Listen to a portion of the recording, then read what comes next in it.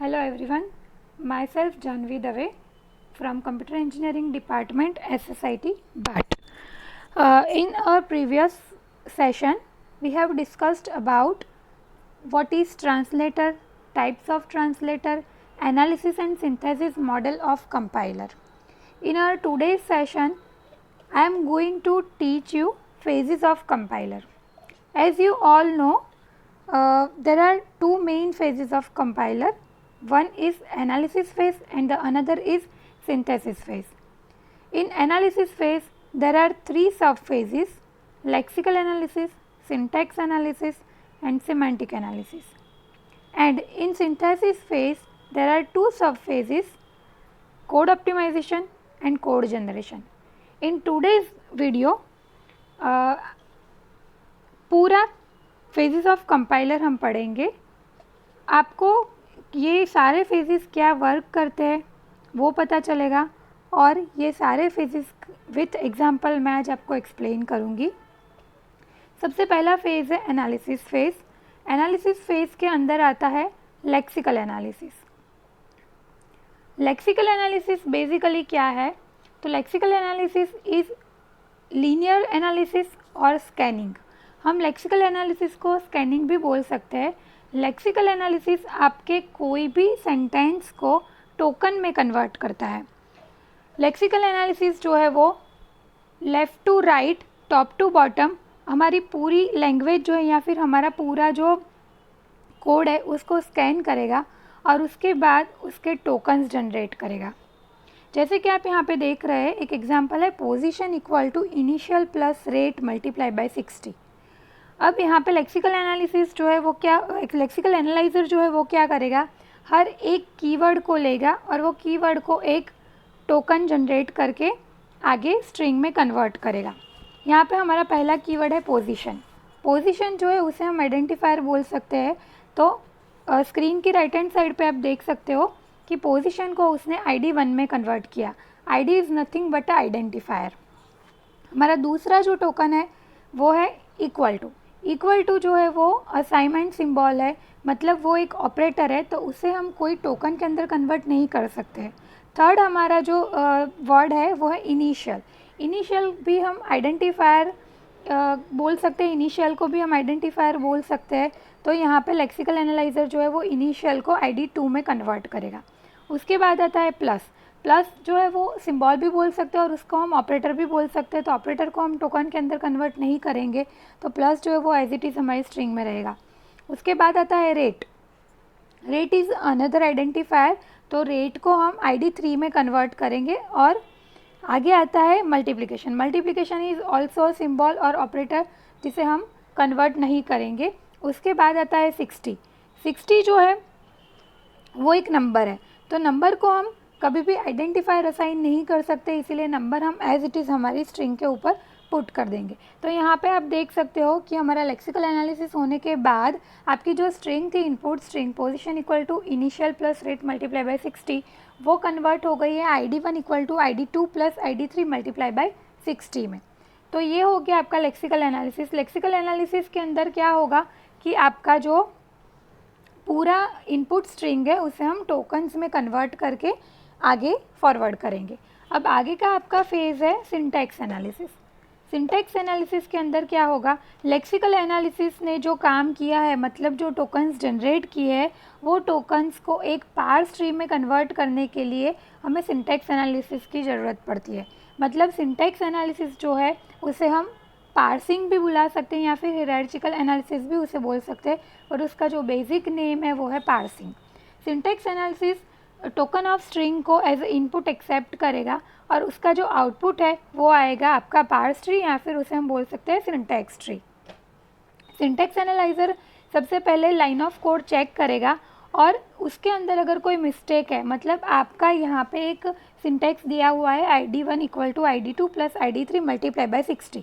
मान लो कि ID2 और ID3 के बीच में जो प्लस है वो ID3 के बाद में हो, मतलब आपकी स्ट्रिंग जो है वो ID1 equal to ID2 ID3 plus multiply by 60 ऐसा हो. तो क्या होगा कि आपकी सिंटैक्स जो है वो गलत हो जाएगी, क्योंकि यहाँ पे आपके पास दो ऑपरेंड है ID2 एंड ID3 जिसके बीच में कोई ऑपरेटर नहीं है.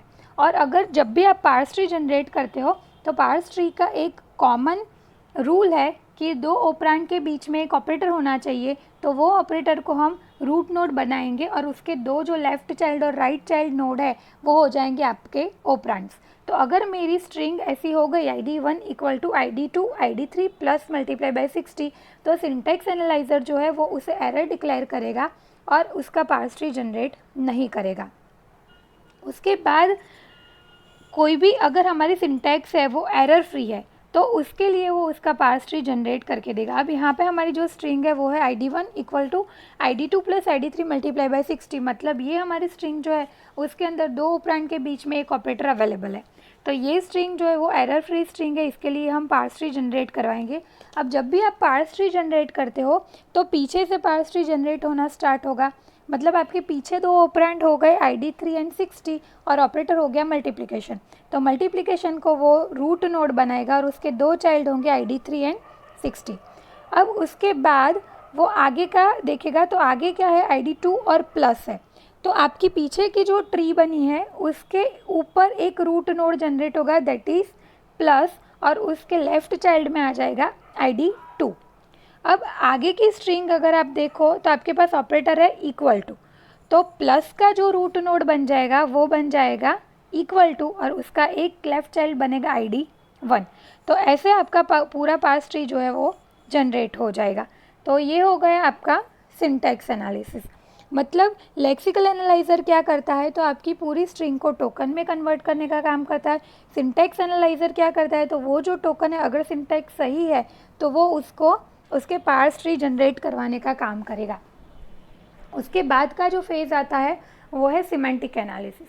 Semantic analysis is the advance version of syntax analysis. Semantic analysis में क्या होगा कि अगर आपकी जो स्ट्रिंग है जिसका आपने पार्स ट्री बनाया हुआ है वो पार्स ट्री के अंदर के जो आइडेंटिफायर्स हैं या फिर टोकन्स हैं वो अगर मीनिंग प्रिजर्व नहीं करते हैं, तो सिमेंटिक एनालिसिस का काम है उसका सोर्स स्ट्रिंग का मीनिंग प्रिजर्व करवाना या फिर उसका मीनिंग डिटरमाइन करवाना। यहाँ पे आप देख सकते हो कि आपके पास तीन ऑपरेटर है ID1 ID2 एंड ID3। अगर मान लो कि ID2 ID3 या फिर ID1 ये तीनों में से कोई एक ऑपरेटर अगर फ्लोट हुआ, मतलब उसका डेटा टाइप जो है वो फ्लोट हो गया, तो 60 यहाँ पे आपका जो है वो इंटीजर है, क्योंकि अगर आपने 60.0 मेंशन किया होता तो वो फ्लोट होता, पर अगर आपके पास यहाँ पे 60 ही है तो वो इंटीजर वैल्यू है। तो जब भी आप फ्लोट और इंटीजर का मल्टीप्लिकेशन करवाते हो तो आंसर फ्लोट में आएगा। जब भी आप फ्लोट और इंटीजर का एडिशन करवाते हो तो भी आंसर फ्लोट में ही आता है। तो यहाँ पे हमारा जो 60 नंबर है वो स्ट्रिंग का मीनिंग प्रिजर्व नहीं कर रहा है। दूसरी जो चीज़ है वो matching of parenthesis in the expression. अगर आपके एक्सप्रेशन के अंदर कोई भी पैरेंथेसिस आता है तो अगर आपका लेफ़्ट पैरेंथेसिस स्टार्ट हुआ है तो राइट पैरेंथेसिस ख़त्म होना ज़रूरी है, तो वो ऑपरेशन परफॉर्म करता है। उसके बाद अगर आपके स्ट्रिंग के अंदर इफ़ एल्स स्टेटमेंट आता है तो आपका इफ़ अगर शुरू हुआ है तो वो एल्स से ही ख़त्म होगा। वो श्योर करेगा कि अगर आपके स्ट्रिंग में एल्स नहीं है तो वो स्ट्रिंग जो है वो मीनिंग प्रिजर्व नहीं करेगी। तीसरी चीज़ जो मैंने आपको बताया पहले कि टाइप कंपेटिबिलिटी है कि नहीं, मतलब इंटीजर और फ्लोट वाला एग्जांपल जो मैंने सबसे पहले ही आपको बता दिया है। तो यहाँ पे वो क्या करेगा, 60 जो है वो ये same parse tree again generate करेगा जहाँ पे आपका 60 जो है वो इनटू फ्लोट में कन्वर्ट हो जाएगा। देखो आप स्क्रीन के ऊपर देख सकते हो, इनटू रियल भी कन्वर्ट करवा सकते हो, इनटू फ्लोट फंक्शन भी आप यूज़ कर सकते हो। मतलब अब ये जो सिंटैक्स ट्री बना है वो सिंटैक्स ट्री आपका प्रॉपर सिंटैक्स ट्री हुआ जो आपकी स्ट्रिंग का मीनिंग प्रिजर्व कर रहा है। मतलब अब यहाँ पे अगर ID1 ID2 और ID3 में से कोई एक की भी डेटा टाइप अगर फ्लोट या रियल है तो 60 भी वहाँ पे मीनिंग प्रिजर्व करता है। यहाँ पे जो लिखा है into real is a function of C programming, और मान लो कि आपको इनटू रियल फंक्शन का यूज़ नहीं करना है तो आप वहाँ पे 60.0 भी लिख सकते हो, ऐसा ज़रूरी नहीं है कि आपको फंक्शन अप्लाई करना ही है। तो ये जो आपका हुआ वो हुआ semantic analysis. Basically semantic analysis जो है वो 4 काम परफॉर्म करता है। First is matching of parenthesis, second is if else statement अगर है तो वो मैच करवाएगा। थर्ड इज़ जो हमारे ये एग्जांपल है वो अरिथमेटिक ऑपरेशन जो है वो टाइप कंपेटिबिलिटी परफॉर्म कर रहा है कि नहीं है। और fourth is checking the scope of operation. Scope of operation is nothing but आपका स्कोप जो है वो कहाँ पे ख़त्म हो रहा है, कोई भी ऑपरेटर या ऑपरेंड कहाँ तक अपनी लाइफ स्पान चला रहा है, वो सारी चीज़ें सिमेंटिक एनालिसिस जो है वो सॉल्व करके देता है। उसके बाद जो आता है वो आता है intermediate code generation. Intermediate code generation is the individual phase of phases of compiler. इसे हम ना ही एनालिसिस फेज में गिनेंगे ना ही सिंथेसिस फेज में गिनेंगे। वो एक इंडिविजुअल फेज है जिसे हम ये भी बोल सकते हैं कि it is a intermediate between analysis phase and synthesis phase, क्योंकि एनालिसिस फेज का जो आउटपुट आएगा वो इंटरमीडिएट कोड जनरेशन का इनपुट बनेगा और इंटरमीडिएट कोड जनरेशन का जो आउटपुट आएगा वो सिंथेसिस फेज का इनपुट बनेगा। अब यहाँ पे आप देख सकते हो कि आपने जो ट्री जनरेट किया है वो ट्री के लिए हम इंटरमीडिएट कोड बनाएंगे। Intermediate code is nothing but a temporary code. Intermediate code बनाने के लिए आपको ये दो प्रॉपर्टी जो है वो ध्यान में रखनी है। First is it should be easy to produce and second is easy to translate into target program. Intermediate code एक ऐसा फॉर्म है जो ह्यूमन रीडेबल भी है और मशीन रीडेबल भी है। मतलब ह्यूमन उसे अच्छे से समझ सकता है और मशीन भी उसे अच्छे से समझ सकता है, और उसका मशीन कोड अगर आपको बनाना है तो आप इजीली मशीन कोड बना सकते हो। अब इंटरमीडिएट कोड बनाने के लिए हमारे पास बहुत सारी मेथड्स अवेलेबल है, जिसमें से हम 3 एड्रेस कोड मेथड जो है वो मोस्टली यूज़ करते हैं। 3 एड्रेस कोड के अंदर सीक्वेंस ऑफ इंस्ट्रक्शंस हम लेते जाएंगे और उसे हम 3 ऑपरेंड्स के अंदर कन्वर्ट करवाते जाएंगे। कंपाइलर डिज़ाइन का 6th चैप्टर जो है वो है इंटरमीडिएट कोड जनरेशन, जिसके अंदर टोटल इंटरमीडिएट कोड जनरेशन की 3 मेथड्स है और उसकी सब मेथड्स मिला के आपके पास टोटल 6 मेथड्स हो जाएंगी, जो हम आगे डिस्कस करेंगे। अभी के लिए हम 3 एड्रेस कोड जनरेशन जो है वो डिस्कस नहीं करेंगे।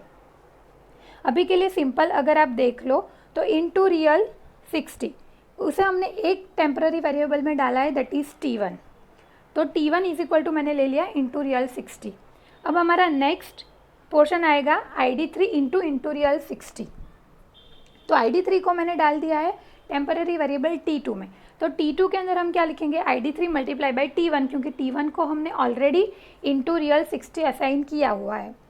उसके बाद आता है ID3 प्लस वो पूरा पोर्शन जो है जिसे हम बोल सकते हैं वो T2 है। तो ID2 की जगह पे हम क्या लिखेंगे, T3। तो यहाँ पे आ जाएगा T3 equal to T2 plus ID2।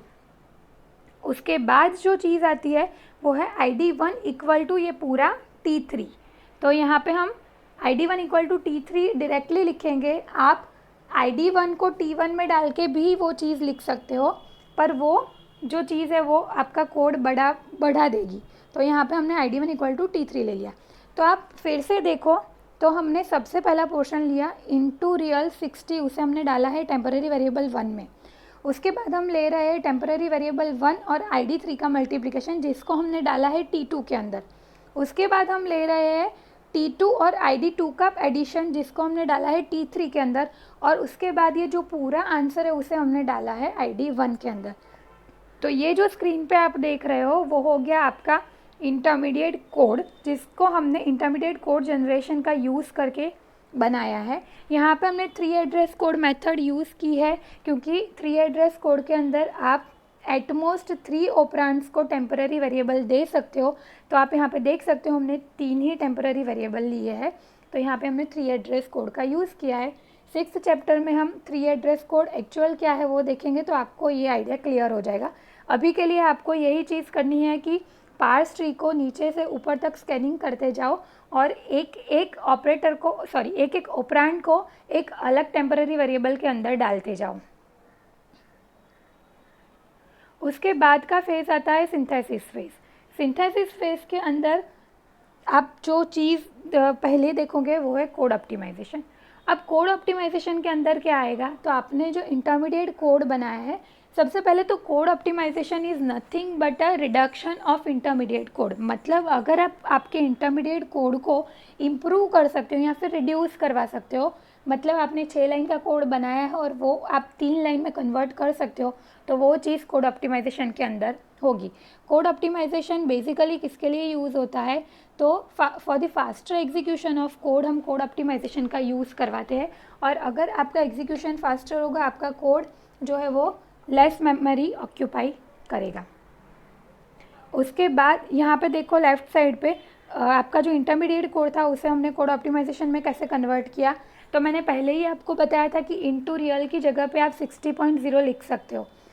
और यहाँ पे हमने पूरा एक वेरिएबल ले लिया है इनटू रियल 60 के लिए, जो लिया है हमने T1। तो यहाँ पे हम T1 जो है उसे हटा देते हैं और T2 को भी हटा के हमने क्या किया, ID3 मल्टीप्लाई बाय 60.0 ले लिया, क्योंकि 60.0 बनाने के लिए हमने पूरा T1 वेरिएबल ऑक्यूपाई किया था और T1 और ID3 का मल्टीप्लिकेशन करके हमने उसका आंसर जो वो टेम्पररी वेरिएबल T2 में डाला था। तो वो चीज़ यहाँ पे कोड ऑप्टिमाइजेशन प्रोसेस में हमने हटा दिया, जिसमें हमने इनटू रियल को 60.0 कर दिया और ID3 और 60.0 का मल्टीप्लिकेशन करके वो पूरा जो आंसर है वो हमने T1 में डाल दिया है। नेक्स्ट जो है वो है T2 प्लस ID2। अब यहाँ पे हमारे पास T2 नहीं है, क्योंकि हमारा जो T2 था वो पूरा हमने T1 में ट्रांसफ़र किया हुआ है। तो यहाँ पे आ जाएगा ID2 प्लस T1, और ID2 प्लस T1 का मतलब हो जाएगा ID2 plus ID3 multiply bye 60.0। ये पूरा आंसर जो है वो आपको डालना था ID1 के अंदर। अब आप देखो आपका ID1 के अंदर आपने डाला है T3, पर यहाँ पे हमारे पास T3 है ही नहीं, तो हमने हमारा पूरा जो आंसर है वो डायरेक्टली ID1 के अंदर डाल दिया। तो ये कोड ऑप्टिमाइजेशन कैसे हुआ वो आप देख सकते हो कि हमारा जो 4 लाइन का कोड था वो हमने 2 लाइन में कन्वर्ट कर दिया है। सबसे पहले हमने इनटू रियल फंक्शन हटा दिया और 60.0 ले लिया उसकी जगह पे, और 60.0 और ID3 का डायरेक्टली मल्टीप्लिकेशन करवा के उसको T1 में डाल दिया। अब ये T1 में डालने के बाद हमने T1 और ID2 का एडिशन करवा दिया और वो एडिशन को हमने डायरेक्टली ID1 में डाल दिया। तो हमारा T2 और T3 जो है वो वेरिएबल लेने की हमें अभी ज़रूरत ही नहीं है। तो ये हुआ आपका कोड ऑप्टिमाइजेशन। उसके बाद का जो फेज़ आता है वो है कोड जनरेशन। अब आपने ये जो कोड ऑप्टिमाइज़ किया है उसके लिए हमें एक्चुअल कोड बनाना है। Actual code is nothing but a sequence of machine instruction, जिसे हम असेंबली लैंग्वेज भी बोल सकते हैं। तो वो असेंबली लैंग्वेज को कंपाइलर इजीली मशीन लैंग्वेज में ट्रांसफ़र कर सकता है। तो हमारा काम कहाँ तक का है कि हमारी कोड इंस्ट्रक्शन जो है उसे हमें ट्रांसलेट करना है सीक्वेंस ऑफ मशीन इंस्ट्रक्शन में।